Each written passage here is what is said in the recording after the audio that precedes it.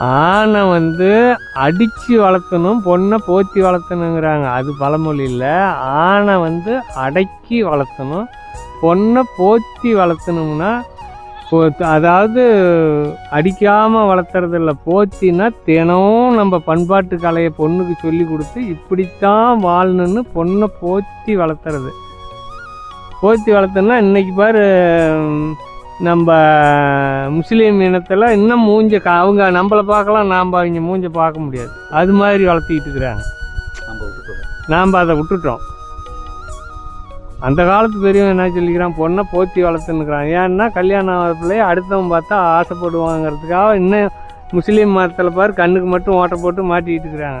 அவங்க தாலி கட்ட மட்டும் மூஞ்ச பார்க்க மாட்டாங்க. அந்த மாதிரி இனமெல்லாம் இருந்துருக்குது. நம்மளத்தில் அழிஞ்சு போச்சு. பொண்ணை போத்தி வளர்த்துனா தினந்தோறும் உன்னுடைய பண்பாட்டை சொல்லிக் கொடு, உன்னுடைய முறையை சொல்லிக் கொடு, மாம மைத்தனன் முறையை சொல்லிக் கொடு. இந்த மாதிரி போத்து நல்ல பண்பாட்டுகளை போத்தி வளர்த்து.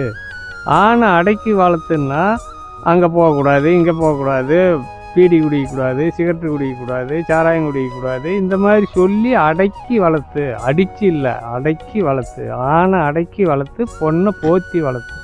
போத்தின்னா நம்ம பண்பாட்டு கலாச்சாரத்தை போத்தி. தமிழனுடைய பண்பாட்டு கலாச்சாரம் என்ன, அதை போத்தி தினம் சொல்லு, தினம் சொல்லி கொடு. தாய் மாமாரு, தாயார், அண்ணாரு, அப்பாரு, சித்தப்பாரு, பெரியப்பாரு, இதெல்லாம் சொல்லி கொடுத்து வளர்த்துங்க.